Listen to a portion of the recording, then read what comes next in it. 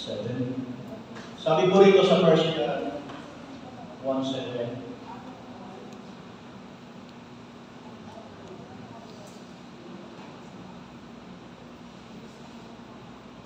First John 1:7. But if we walk in the light, as He is in the light, we have fellowship one with another, and the blood of Jesus Christ, His Son, cleanses us from all sin. So kahit po ang Biblia, Bible, nagtuturo po talaga ng paglakad. So, sa Bible po talaga, panahon pa ng mga apostle, sinulat ko dyan, if we walk, paglakad po yan. Alam naman natin, 2,000 years mula sa umpisa, sa panahon ng mga apostles, pinapakita na po talaga na mayroon pong continuity. In the time of Jesus Christ, kung siya nag-ministry for 3.5 sa lupa, siya po yung may pinakamataas na antas sa panahon niya. It so happened na after 3.5 ng kanyang ministry, kinuha siya, umakyat sa langit, iniwan niya sa apostles. So yung mga apostles, sila po yung nagpatuloy. Alam na po natin yan. So, from 2,000 years mula noon, and we are living in the last days. Alam natin marami nangyari for the past. Doon sa mensahe na iniwan sa mga apostol, pagkawala nila, nagkaroon ng problema. So that's why, dinala ng Diyos ang ating mahal na propeta, just para ibalik tayo sa puso ng ating mga magulang, na walang iba kundi ang ating apostol. Sa panahon na yun, nagmensahe ang ating mahal na propeta, gusto ko pong magbigay ng quotes. Gusto ko quotes na agad. Pero, bago ko po sabihin yun, I believe in ministry of the continuity. I believe that the bride has the continuity in the ministry. And I also believe that the bride has the message continuity. Yan po yung aking tinatayuan ng kapatid. Laodicean Church Age, ang sabi po rito ng ating mahal na propeta, O God still has a voice for the people of the world, even as has given the voice to the bride. The voice is the bride, the voice is in the bride, as we have said. The voice is in the bride, that the voice is in the bride, as we have said. Ibig sabihin, ang bride o ang nobya ni Kristo, meron po talagang tinatanggap the voice, which is the message. So itong message na ito, bago napunta yan sa bride, pinasimulan po muna ni Brother Branham. Siya muna ang kauna-unahang nakatanggap ng voice. That's why Revelation 10, marami pang iba, no? And then 1 Thessalonians chapter 4, that in these last days, di ba? Sabi, bababa si Kristo, saan yun ang kanyang salita? Meron tinatawag na the shout, the voice, alam natin yun, and the trump of God. So, itong voice na ito ay mensahe. Kaya, nagpapatuloy po yan hanggang ngayon kahit nawala po yung ating mahal na propeta. Hindi naman tayo ang mensahe, nawala lang sa senaryo ang ating kapatid. Sabi nga, nawala lang siya sa laman, pero yung spirit of prophecy ay nagpapatuloy pa hanggang ngayon. Dahil ang bride nandito pa sa lupa, while waiting tayo sa Panginoon, still, meron pong nagpapatuloy sa ministry ito. Babasahin ko po yung spirit of truth na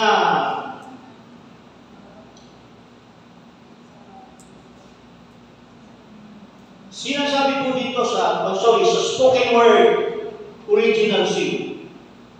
Ang sabi nito, all right now, here is trying to say to you that the law of reproduction bringing forth of his kind, Genesis 1:11, ito, these last days, true church bride comes to headstone. To the headstone, will he, the super church, a super race, as they near the great headstone, they will so much like Him. Even they will be in His very image, in the order united with Him. Ang ganda ng statement ng propeta niya. Ulitin ko ang sabi niya, His last days, sabi ng prophet, true church bride comes to the headstone. Makakarating doon sa ulo, and that is none other than the Lord Jesus Christ. Okay, ang sabi niya, will be the super church, a super race. Ibig sabihin, yung sinasabi ng ating mga propeta, the bride, sabi niya, makakarating doon sa tinatawag na headstone. At ang sabi niya, kung makarating doon, the church will become a super church. Super race. Yan ang inaabangan po ng lahat. Yan po yung dapat marating po ng bride after ng ating mahal na propeta na wala. Okay. Sabi dito sa Spirit of Truth Phoenix, exception of the other day, when I come to this one, you playing the tape, many of you, I guess you understand. Sabi niya, I don't know what. I am waiting. I am here now. I don't know why. I'm just waiting. Sabi ng prophet. It may be my going home time. Sabi niya. Parang ibig sabihin, dumating man ang oras na wala siya. It looks very much that way. It is, there will rise somebody after me that take the message on. He'll be an odd person parang katawa, but he'll rise after this and take the message on. And you listen to it, sabi niya, sa congregation. As long as the scripture say, believe. Ibig sabihin malinaw na sinasabi ng prophet sa time niya. Nakikita niya na isang araw, parang pinapakita ng Diyos sa kanya na mawawala siya. Pero hindi pinoproblema ni Brother Branham kung mawala siya. Kasi bakit? We're talking about continuity, we're talking about continuity in the ministry and the message. Ang sabi ng ating mahal ng propeta, may magdadala ng mensahe. Yan ang sabi niya. Sabi niya, it looks, sabi niya dito, I'm just waiting, it just will going home, it looks very much, it is very, will rise somebody after me. Ito ba ay parang gesta ni Barbara? O totoo talaga? Totoo niya. Kinikilala natin siya na siya ay mayroong mataas na antas ng spirit of prophecy na kapag siya nagsasalita patungkol dito, it's sure.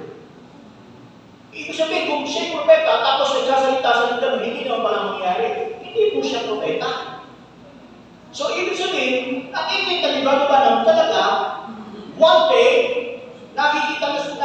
nabivisualize niya, mawala siya, mayroong magpapatuloy. Okay. Sa 7C, anong sabi niya sa 7C? 567-3. Ito po ang sabi, it may be time, 7C, the 7C, it may be time.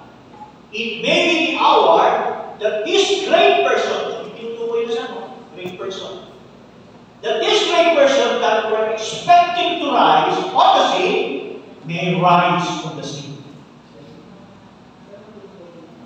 Sabi diyan, it may be the hour now that this great person, tinutukoy may sinasabi may binibigay ng ating mga propeta na meron talagang nilitaw. And this great person that we're expecting to rise on the sea may rise on the sea. Maybe this ministry that I have tried to take people back to the Lord has laid a foundation, and if it has only in you for good, sure, no?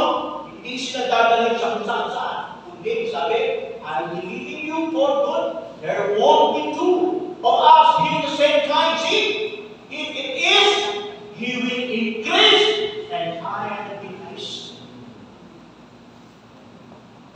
Pinalik ko ba sa situation na si John the Baptist during the first century. Kinote ni Brother Branham yung text na yan, mga kapatid, na sinasabi ng prophet, na sinasabi niya na meron talagang magpapatuloy. Hallelujah. Ang sabi niya, ulitin ko lang, ang sabi niya, this great person that we're expecting to rise from the sea may rise. Hindi siya magpipilihan kung lilipat yan. Okay. Punta ako doon. Baka sakaling alam niyo naman kung anong background natin. I believe that Brother Julie Jackson was called by God at maaaring kalimahan meron. Kasi, bakit ko binanggit si Julie Jackson? Binanggit din ko siya sa mga anong pagkakasabi sa kanya? Hindi ko sinasabi, siya mismo lang yun, ha? Siya ay ginamit din ng Diyos sa message sa muling panahon na. Pero hindi ko sinasabi, siya ang fulfillment na mag-rise. Siya lang yun ang mundo. System na naka-record. Ang sabi ni Barbara, I have heard, but now I see. I'm going down the rise right now. Brother Jackson, a former Methodist preacher, and he was disturbed till he came down and said, when he walked in, he was astounded, just exactly the way he had saw in a dream. I don't know what it means. The Lord gives from me, but something could happen. And seeing Brother Jackson dream, that knowing him as an honest brave man, a servant of God. Ano sabi ko ba na? Si Jackson ay isang former Methodist, na-convert sa message. Sabi, tinawag ni Brother na servant of God. Tignan pa natin. Now, sabi niya, the strange thing happened about a year ago, I was having service on the night down. Brother Julie Jackson said it right here in Methodist ministers that received the Holy Ghost. Ano raw? Brother Jackson was received the Holy Ghost. And being baptized in the name of Jesus Christ, and he's pastoring one of sister churches. Tinawag pa ni Brother na yung pinapastoran ni Brother Jackson ay sister church. Okay. Ulit tayo.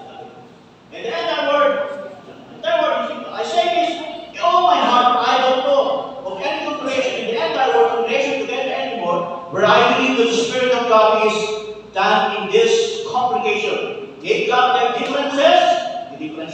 They should not up where they should be done of us that use us anybody else that I know of. Okay. Tingnan pa natin. Mahaba ito eh. Pero, nakawang mo na. Punta ako doon sa this slide. Sa message ko ba? 60, sabi na rito. 450-1. So you see, it is something that the only thing you can do is just stay right with the word. Watch just whatever he says, do, and then do that. See? Whatever he says, do. That you look out there and say, oh my, let's do this. And then, it's just, you don't realize what's strange. Now, I want to say this, I suppose that the tapes are off. Sinasabi pa ba ng salita sa patay? Sana patay. A lot of people say, Brother Branham, with the ministry of the time, I had to watch, because people just take that page and just to try to beat them to pieces. Ay, sa mga ni Branham, buhay ko siya. Yung mga mayroong kopya. So, ibig sabihin, sa mga mensahe ng Branham, tumatakbo sila, at ibigyan nila ng kahulugan. Hallelujah. Sabi ba natin sa episode? Okay. Punta ako doon sa super sign. Sa super sign, dito nag-drive ko sa Kalubana. Pinapaintindi niya na siya'y ginamit ng Diyos as a son of man, revealing the Son of Man, Luke 17:30. Pero ito, sabihin ko mga kapatid. Mami-misuse. At anong nangyayari? Yung sinasabing Son of Man is revealing the. Pag sinabing the, it's none other than the ministry of Christ. Hindi pwedeng ang pinitibagalan niya. At yung salitang A, ang ibig sabihin is one of Son of Man. One of a siya na isa sa mga propeta. Ibig sabihin, pwedeng meron pang iba. Hindi pwedeng tuntukan na si Balaban ang huli. Kasi pag si Balaban ang tinuntukan natin, hindi na po siya magiging aakyat sa dam. Kasi bakit? Kung siya yung tuldok, siya yung tulo na, lahat ng talagang sasabihin niya ay parang si Kristo na siya. Kaya anong gusto na gusto sa akin na? Kasi, ginawa nilang nag-shift ng ta.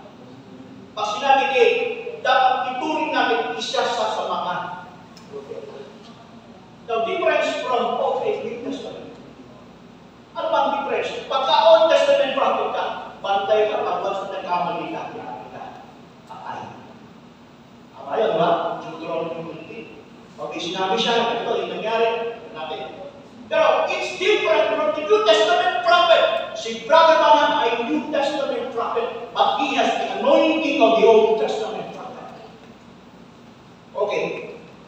Kaya yung Luke 17:30, being a son of man, si Brother Branham bilang propeta, as sa panahon ng New Testament, even the writing of Paul, in 1 Corinthians 13 verse 8, na ang propetang meron sa New Testament, hindi parehas sa Old Testament. Bakit?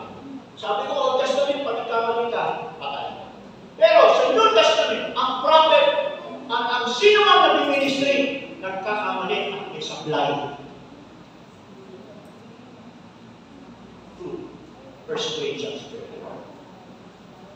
Sabi ni Pablo, just to prove, nangyari sa ating mga propeta. 1 Corinthians chapter 13, verse 8. Ito. Charity never fails, but whether there be prophecies, ano sabi? Charity never fails, but whether there be prophecies, they shall fail. Totoo yun. Totoo. New Testament tayo. Sa New Testament tayo, pa nga, whether there be tongues shall cease. Walang siya kakagita sa ating tongue. But hindi tayo hindi sa ating may prophecy. Okay. Whether there be knowledge, it shall vanish. Ito ay New Testament anointing. Hindi ito New Testament. Kaya ibig sabihin, sa panahon ng New Testament, kung ating mga propeta ay nandyan, he is subject to commit mistake. Eh, tinuturing ang iba, hindi talaga. No. At saka, mismo, sino diba na mismo, kinukorek niya ang unawa ng congregation sa panahon niya. Anong sabi niya? Kung meron akong sinabi, and you will not find in the scripture, just for them. Bakit kasi nasabi yun? Kasi, pwede siya talagang magkamali. At hindi kasi nasabi, kung sino man tayo, lahat ang sasabihin niya is absolute to the Word of God. Paano siya? Tulad natin. Na pwede magkamali. Nagkamali ba siya? Yes. 1963, nagturo siya. Alam na natin. Nagturo siya ng kinapuli. Diba? Karami pang iba. Kahit sa prophecy, nagkaroon ng famous pala. At isa sa pinakamalaki, yung kay Filipo. Sabi niya, si Filipo hindi tatanda. Ang California nung hindi daw ang mga isda sa iba. Hindi daw tatanda si Filipo. Tatanda ko si Filipo. So, ano nangyari sa prophecy? Pero, ang ibig ko sabihin, kung may mga sablay sa mga prophecy, may mga, kahit sa ministry ng meeting, ang dami magpapatutukan yan. Ano sasabihin? Ibig ko sabihin, kung hindi man nangyari yun, si Balaban ay false prophet. No! He is a genuine prophet, a vindicated of God from his generation. Agree ako doon. Pero sinasabi ko, here in 1 Corinthians 13, we are all in this New Testament subject to, kahit kayo, kahit mga pastor kayo, kahit na kayo sa pagtuturo nyo, sakto ba? Hindi. Amen? We are all going to perfection. Kasi kung lahat tayo tama na, eksakto na lahat, wala na tayo dito. At ang ginagawa tayo yan, kung dahil sabihin nila yung kakapit, nakapagin tayo. Okay. Meron pa naman tayo. Dito sa God's message, sabi nga dito, super sign. Ito sabi niya, the Holy Ghost is the prophet. When the Holy Ghost is come, He will reveal and teach you, show you. And these things, He told you that all in a riddle, you don't understand them now because it is now your age now. But when the Holy Ghost is come, He will make those things live upright to the promise. Not only that, but I show you things to come. Ito sabi niya, the continuity God's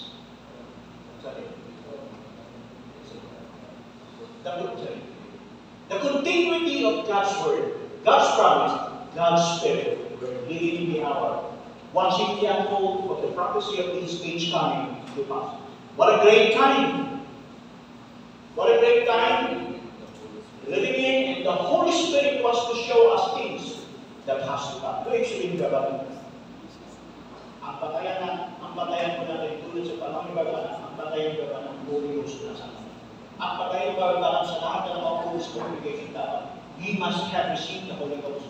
At sa panahon buong panahon dapat kami nag-stand.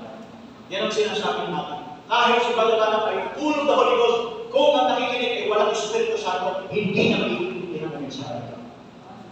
Amen. Kaya sabi ni Babahan, napakalaga. Isa na lang po, saan mahabol po ito? The bridge, sabi na.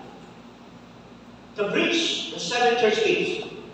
Now notice, the seven seals hold the mystery of the book until we can see those seals are sealed in where only pursuing the things. Because as I told you this morning, upon my little message this morning of God highly simplicity. You see, we are sure to miss the things unless it's absolutely genuine. Sana makita ko. Genuinely revealed by the Holy Spirit and vindicated the same. See, if the prophet cries and tell you that this is just that, and God don't vindicate the thing, forget it. See, but God in every statement, in everything has to vindicate it to make it right. See, so His children will watch those things. See, and we are. So, yun po mga kapatid, napakalilaw ang sabi na natin mga kapatid.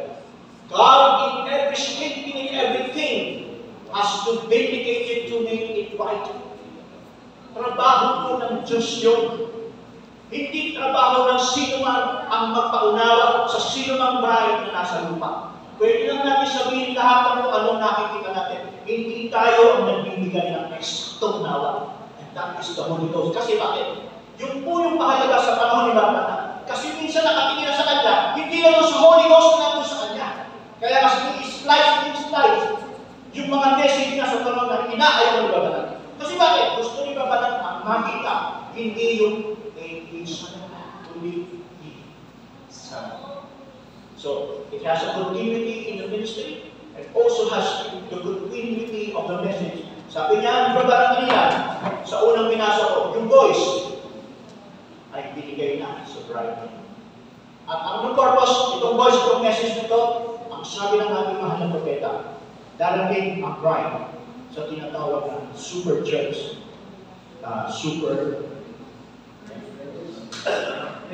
super race pa. So that's all.